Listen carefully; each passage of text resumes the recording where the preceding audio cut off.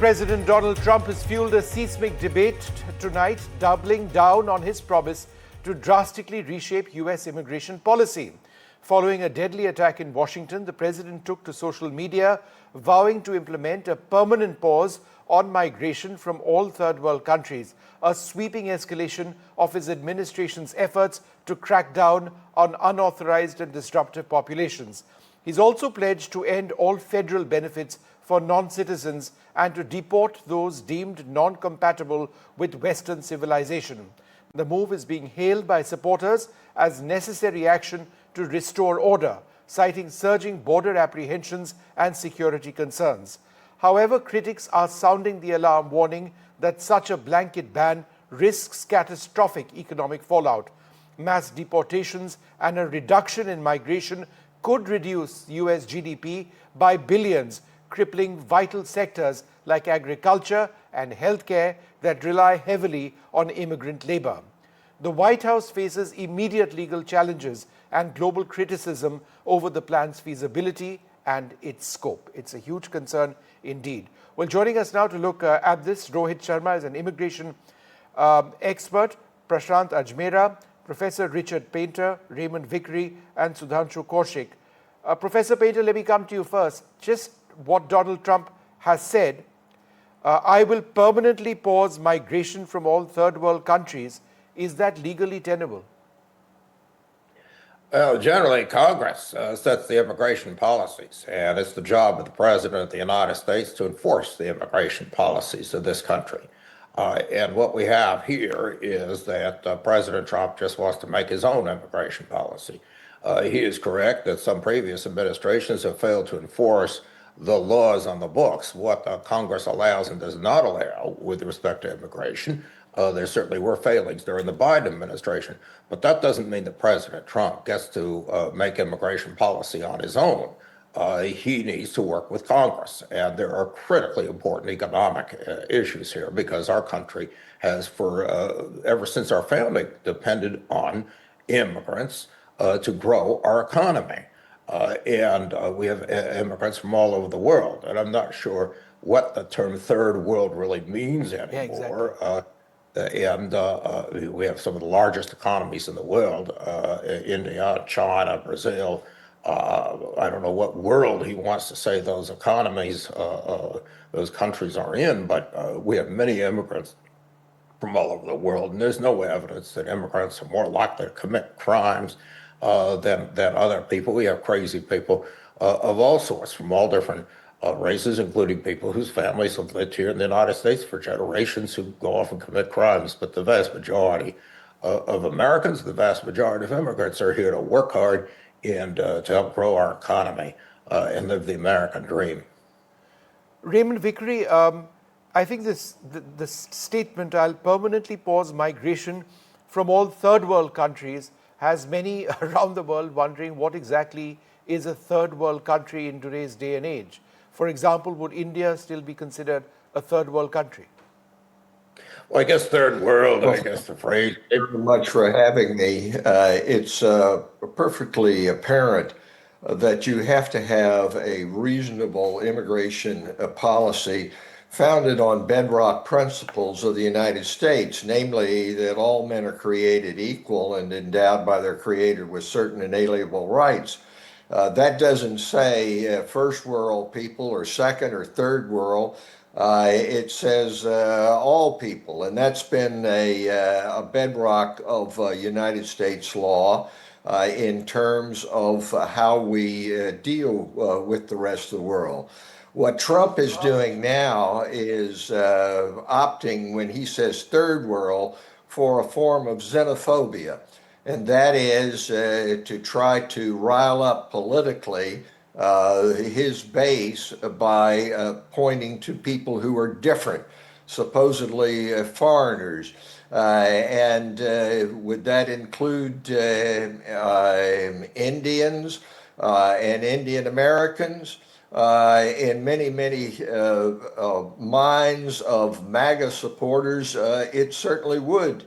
And it is a disastrous approach from any perspective you look at it, from a from a financial and building prosperity economic situation.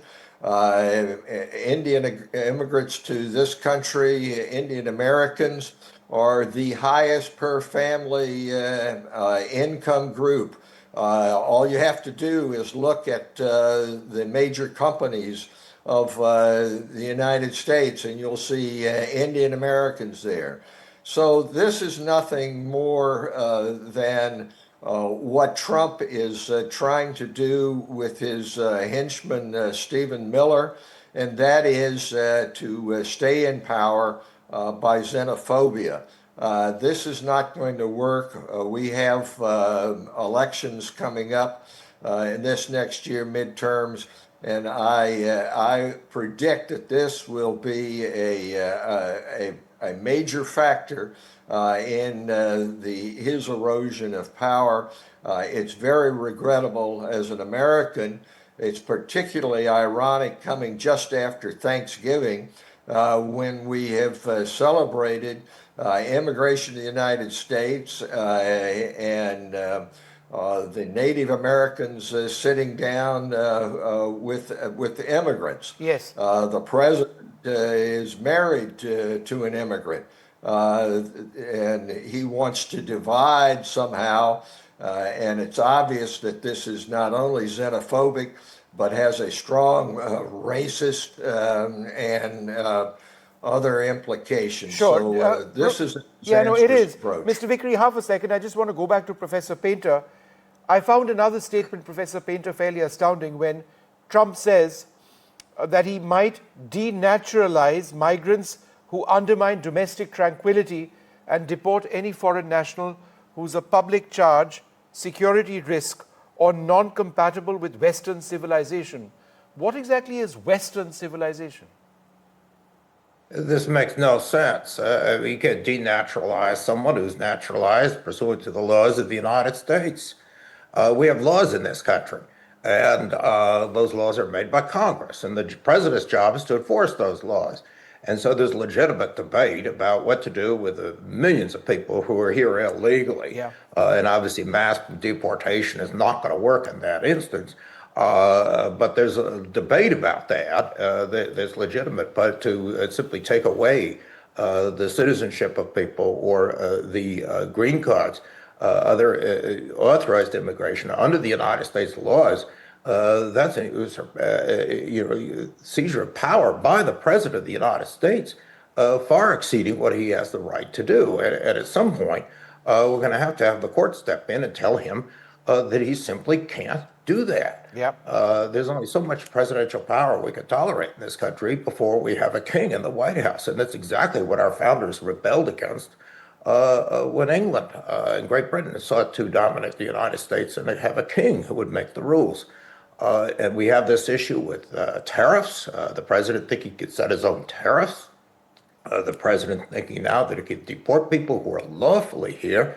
And what he's going to do is destroy our economy and our democracy at the same time. And more Republicans, conservative Republicans, are getting quite upset at this president. We saw Marjorie Taylor Greene from Georgia resign from Congress because of her disputes with a president who seems to think he could do anything he wants, whatever he wants, including the vindictive prosecutions. I mean, the list goes on and on. Yep. And we simply cannot tolerate this. It's not a question of Democrat or Republican, liberal or conservative.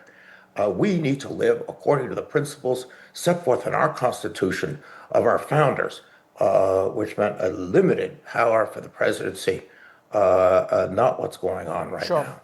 Sudhanshu Kaushik, as Executive Director of the North American Association on Indian Students, how do you think things like this would impact the entry of Indian students to American universities? Indian students have been the largest international cohort of students at American universities.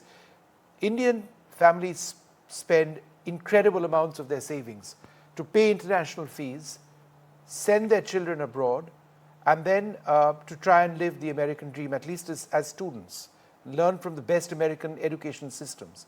Why would anybody want to send their children to an America with this environment? Not just because of the immigration statement, but because of so many other norms. For example, social media is going to be vetted before you actually get an American visa. You will not be allowed to protest on campus, etc., etc. Is America becoming less attractive to Indian students? Vishnu, I've been asking myself that question now for almost a year, over and over again. Every time there's news, an executive order, a new immigration rule, I keep asking, is it worth it? Is it worth it for those international Indian students or international students in general, but any immigrant that's trying to come to the United States? Now, I will argue that for a lot of people, it is still worth it. The ability to succeed in America is a shot that a lot of people want to take and are willing to have the risk appetite. What I do think is of a cause of concern is just not international students or Indian students, but overarchingly is how safe they are here in the United States, how safe they feel. Vishnu, you've spoken a lot about this in the past year, but the hate rhetoric specifically against not just immigrants, but Indian immigrants has skyrocketed. Texts, Twitter is a cesspool of people just trying to placate the blame on Indian immigrants and their success here. And so what I fear right now is not necessarily the fear of people being able to come in and succeed, but the fear of those that are already here, and how they can kind of go on being safe and sound as all these kind of contexts and issues go on, and this entire fear of being deported. Even though Sudhanshu, you let me just are interrupt you for half a second. You said something interesting and frightening. I mean, as somebody who represents or speaks for Indian students in North America, in the United States rather, are you getting students who are saying that, I am the victim of a hate crime, or I am the victim of a hate message, not one odd student, but many, many more than what you've heard of or seen in the past? So first is we've always had that, Yes, right? yes. Since the founding of our organization, we've had people call in, email, and say they're going through a racially motivated hate crime or instance. Thankfully, not as serious. Has the instance of racism / hate crime increased in certain periods of time that are reflective in today's time, especially now in 2025? Yes. I mean, these are kind of not necessarily instances of hate crimes that, let's say, for example, unfortunately go into death, or the victim is it's a serious crime, but rather even day-to-day monotonous kind of instances where you're shopping. I mean, just literally a month ago, I personally was in Wisconsin taking a vacation, and I, for the I think for in a very long time, went through at least a racist kind of incident, and from someone that was kind of unexpected, right? And so this kind of day-to-dayness, and because we are kind of spread out everywhere here in the United States, right? You'll find us in Madison, Wisconsin. You'll find us in Alabama. You'll find us in the big cities. These instances have been occurring all the time. So absolutely. Do I have, is there statistical kind of significance of these racial crimes kind of being such a big impact that will deter immigration and specifically Indian students? Maybe not, but it's something that people kind of think about over and over again as they come in. Prashant Ajmera, what does this mean, this new ruling, to those who seek the American dream, whether it is seeking to move from an H-1B to a green card, or applying for an H-1B, as difficult as it is in the first place? That is going to affect them because it's not very clear, and we all are making a guess on that. But basically, we have to understand that there are 4 ways the people become a permanent immigrants or a green card holder in USA. One is the family class sponsorship. The second one is we are talking about is the employment-based immigrations, where all the students converts from their H1 to a green card. The third one is an asylum seekers and refugees, and the fourth one is the rehabilitations, that the people are in Afghanistan and they were brought into USA's 75,000 of those ones. People are in crimes, and the government has decided to bring them in. And if you look at this one executive, the statement came just week before, where they said that they're going to recheck the immigration status of about 233,000 asylum seekers whose green card has been approved.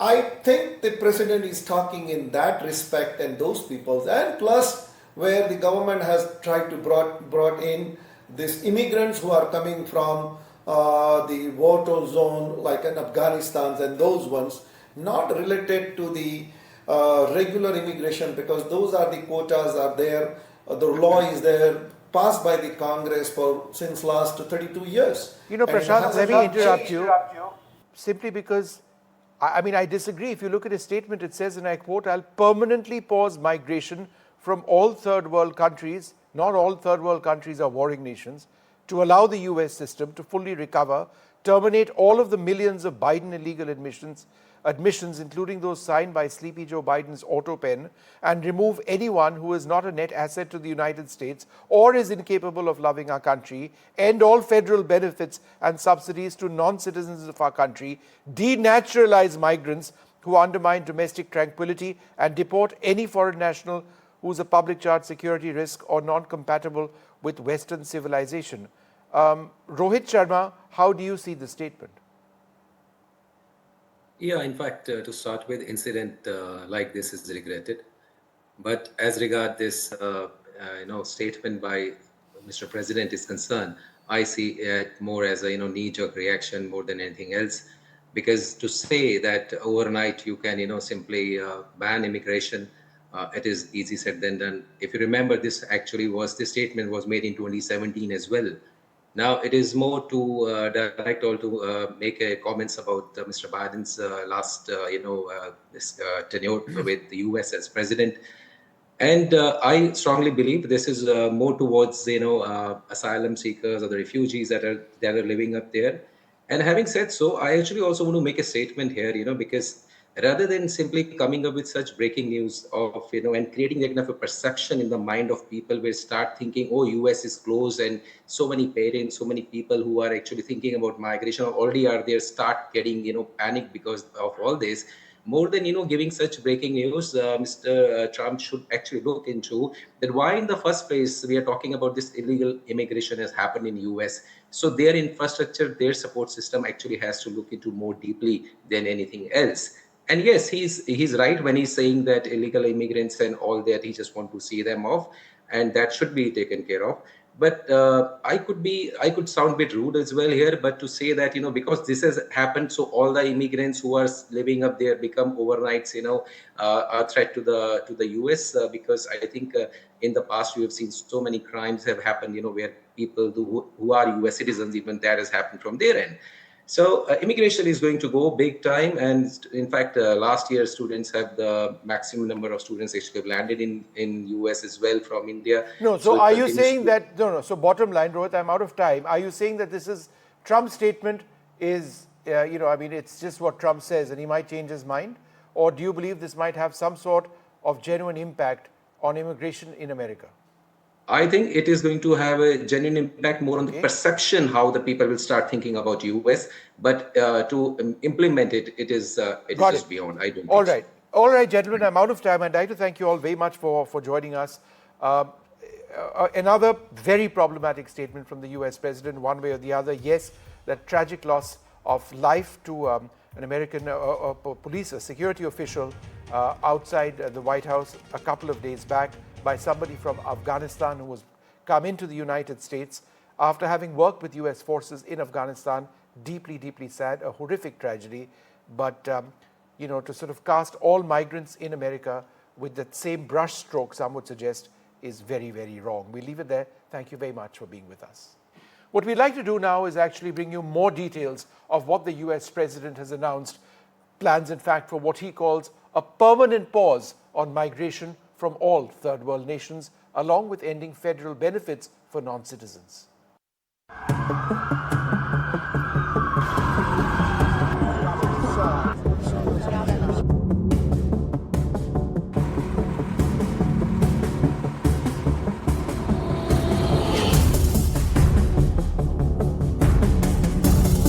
A deadly shooting just minutes away from the White House.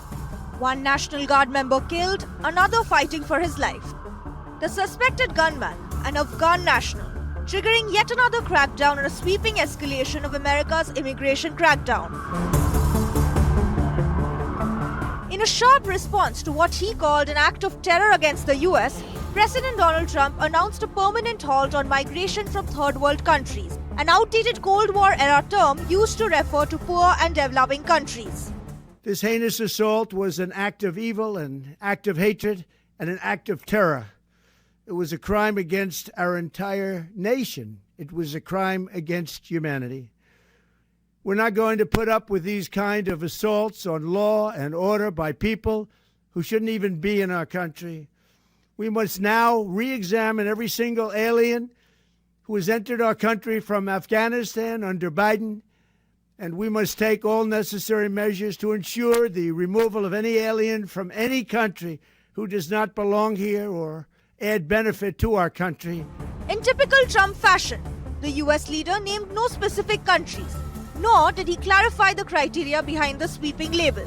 However, he made it clear, any migrants or naturalized citizens undermining American security will be removed, and they will lose their federal benefits and subsidies. So what does this mean for India? For now, more uncertainty, as it remains unclear if India is even part of the country set to be targeted by the Trump administration. The escalation comes after the alleged gunman identified by officials as a 29-year-old Afghan national, Rehmanullah Lakhanwal, entered the US in a resettlement program set up by the Biden administration after the US military withdrawal from Afghanistan. However, unlike Trump's claims, the gunman was reportedly granted asylum this year under the Trump administration. While Lakhanwal was in the US legally, this incident further bolsters Trump's immigration agenda, targeting both legal and illegal immigration. Trump had earlier also ordered a widespread review of asylum cases approved under Biden administration and green cards issued to citizens of 19 so-called high-risk countries, a move reminiscent of his first term. One single act of violence has cascaded into a crackdown that could reshape America's immigration system, strain international relationships, and redefine who gets to enter the United States. America's next chapter on immigration may already be unfolding, and for millions, the impact could be immediate and irreversible. Disha Bagchi for NDTV. All right. Another difficult, problematic statement by the US president. Will this be legally tenable? Let's see. For the moment, from all of us here, goodbye.